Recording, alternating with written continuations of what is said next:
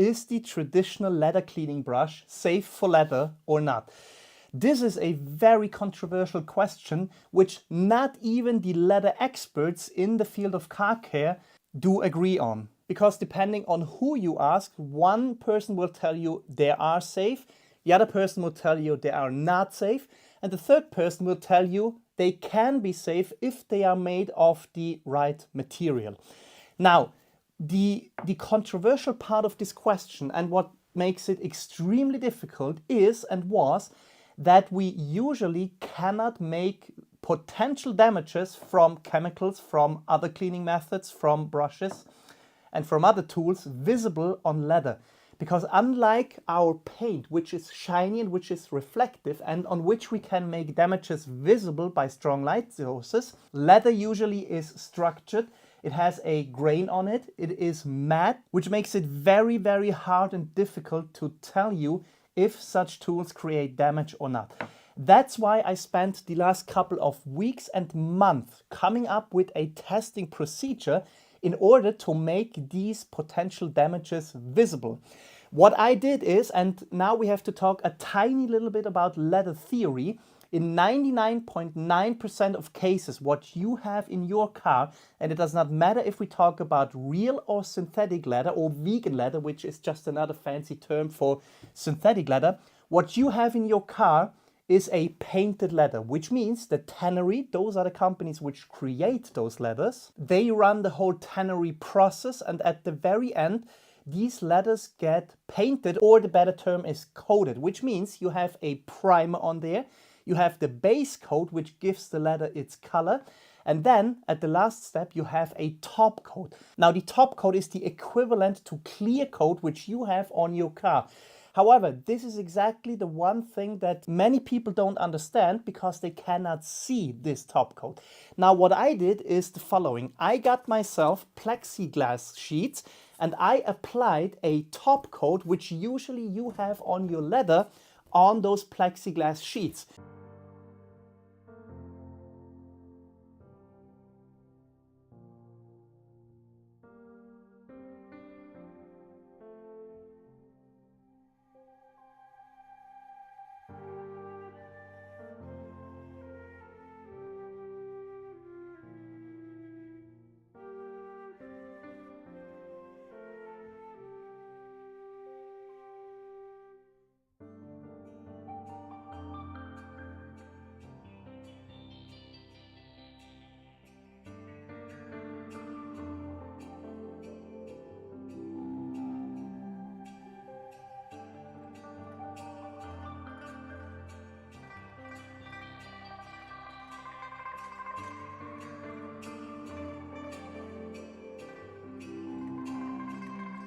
And now, for the very first time, I think, we can make a top coat visible.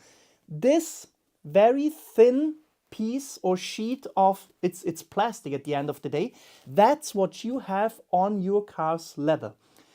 And the main purpose of gently and sustainably cleaning and caring for leather should be that we don't put too much stress on that top coat, because you can see how thin it is, and you see that it is not very, how can we tell it? It's not very stable. It is nowhere near as resistant as the clear coat that you have on the outside of your car. And think about how careful we are on the outside of a car to not induce the tiniest of micro scratches. So we now know how leather is built. We now know that we have a top coat on our leathers, and because I applied this top coat to a plexiglass sheet, we can, for the first time, test whether leather brushes are safe for leather or not. Because now we can see the damage that maybe or maybe not is created by those leather brushes. I also have several leather brushes by some of the leading brands in this field, so we can very thoroughly and conclusively test whether those brushes are safe or not. So let's start by me telling you which brushes I have for the test in this video. I have Colourlock as well as the Leather Repair Company. I would say those two companies are pretty much the industry leaders when it comes to care for leather. I also have two different brushes by the Leather Repair Company. I have the one from Gyeon, which is included in their leather kits. I have from Cult Car Care, which is a German, I would say, an influencer brand, and a brand which claims that this is the best, the safest, the most natural horsehair brush there is for leather care. I have another German influencer brand, which is Dope Fibers. And I have two Polish brands, which is ADBL as well as D-Turner, with two different brushes here. So I would say we have a pretty good representation of what is around in the car care field when it comes to leather cleaning brushes. So the next part of this test you will see as a time lapse, because it is honestly rather boring. What I will do is I will use each and every one of those brushes in the same way, which means I will use it 20 times. I will go up and down, 10 times up, 10 times down, which means we have 20 cleaning cycles, which I personally think is a rather realistic scenario of how you would use it on your car's leather. I will use the brushes without any pressure, which means it is the gentlest way possible to use those brushes. And I will use them in conjunction with a mild leather cleaner, which is the one by the Leather Repair Company. I will also use a specialized leather cleaning foam, which is by the Austrian brand Ledermax, as a comparison. And after this test, we will look at the results.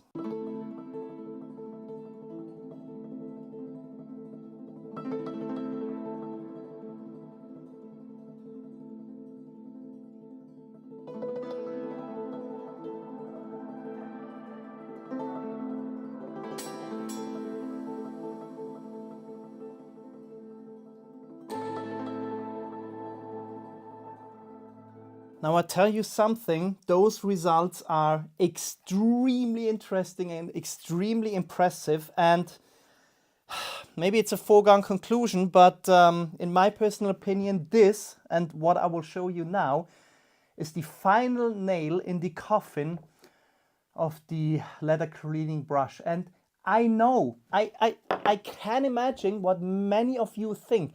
We have been using these brushes for 20, 30, maybe 50 years in leather care, and that may be true, but we have also been thinking that the earth is a flat piece of sheet for several hundred years until we knew better. And with many other things in car care, we also adapted our techniques and products and tools because we know better by now. And maybe that sounds arrogant, but maybe this is the video which finally proves to anyone what some, but not all, leather experts have been saying for years, which is that the leather cleaning brush is not safe for cleaning leather, despite what everyone else is telling you. Let's have a look at the results. Now, once again, what you now see is the very reason why we have so much controversy when it comes to the question of how to safely clean leather. Because if I'm looking at the plate now, I could come to the conclusion that every single one of those brushes is indeed safe. But as soon as I turn this plate into a different angle, you clearly see, you brutally see that every single one of those brushes did in fact create a change in the surface of the leather's top coat. Every single one. The Colourlock one, the two Leather Repair Company ones, the Cult Car Care one, which is allegedly, according to the brand owner, the best and safest brush out there. So much to that. The Dope Fibers one, the Gyeon one, which I would almost say it's the worst result of them all, the ADBL one, the D-Turner one, and the only surface that is completely untouched and unchanged is this one, where we used this sponge. And I honestly think I don't need to tell you anything more than that, because those results are absolutely obvious. Here from another angle, and as you can clearly see, with every single one of those brushes, we clearly created a change in the surface structure of the leather's top coat.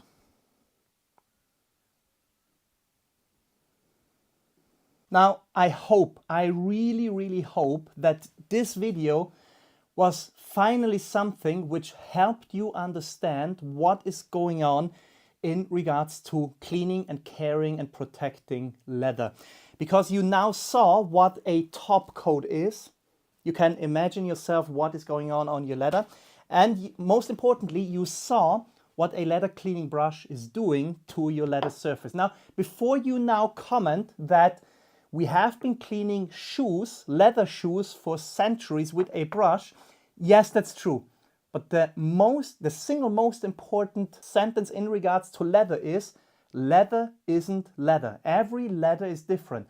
And a leather that you have in your car is completely different from a leather that you have on your shoes, which is completely different from a saddle leather for horses, which is completely different from leather that you maybe have on handbags. Every leather is different, and depending on which leather we talk about, the tannery processes and the finishing processes can be completely different from each other. And that's why it is usually okay to use a brush on shoes, whereas we clearly saw that we at least have a change in the surface structure or appearance on a car's leather. What I still struggle to understand is, why are we so hesitant to accept this when it comes to leather? Why are we facing so much resistance when we tell people that a leather brush isn't safe for leather, when we tell people that steam cleaners aren't safe for leather, when we tell people that high alkaline APCs or degreasers or solvent-based cleaners are not safe on leather? We have been saying that and telling people that for years now. Why is there so much resistance? I don't know. Maybe it is because you have rather high profit margins when you sell such a brush compared to a foam cleaner. Maybe it is because some of those brands would have to admit that what they have been telling you for years is obviously wrong. I don't know what the reason and what the root cause of this resistance is, but the fact of the matter is, we are seeing more and more evidence that what some leather experts have been telling you is in fact the truth. A leather cleaning brush is not safe for leather if you want to be aggressive in your terminology, or when you want to be a little bit more careful, you can say that a leather cleaning brush is not as safe as a foam cleaning sponge. Now, all of this begs one question. Why is it that some brands are so convinced when they tell you that their brushes are safe for leather? Because in my mind, I cannot imagine that those brands say something like that lightly. There needs to be some sort of testing where they think and they believe, honestly and truly, that their products, their brushes are safe for leather. And that brings me to something I have been very adamant to tell you, our viewers, and also other testers and brands in the past. There is a minimum requirement for proper scientific-based testing. And that minimum requirement is a test section. Because if I use such a brush, even if I would have had the idea to apply a top coat to such a piece of plexiglass, and if I clean over the whole surface, then I don't see that change. Because honestly, the surface still looks matte, and you could come to the conclusion, I understand that the brush is actually safe. However, if I only use it in one straight line motion, or if I tape off one half and use the brush on there, and the other half I leave untouched, then I see the change that I create. And I think, or I can imagine, that that is the reason that some brands tell you their brushes are safe, because they simply don't have the means to properly test them, don't have the necessary knowledge in regards to leather to test them, or simply forgot about it, didn't think about it. I don't know what it is, but I think proper testing procedures and methods could be, or the lack of them could be, one reason for this whole debacle. Now, this of course begs the question, why are so many brands giving us these leather brushes? Is it only this old-fashioned picture of cleaning and polishing shoes which has led them to believe that those brushes will be also safe for automotive leather? I personally think the reason why they give us such tools is another one. And if you're long enough in the detailing scene and if you have talked to enough chemists, you will realize that chemicals, cleaning chemicals, are always compromised between maximum safety for materials and users and maximum efficiency on the other hand. And only very, very, very few brands are capable to give us gentle pH neutral cleaners, which are also very capable. And if you're not capable of giving us such a cleaner, you're either going the route of giving us a slightly or highly alkaline cleaner, because that's much easier and cheaper to develop such a cleaner, or you give the consumers a pH neutral one, but you combine that with a leather brush, because then the cleaning action does not mainly or necessarily come from the cleaner, but from the mechanical abrasion from such a tool.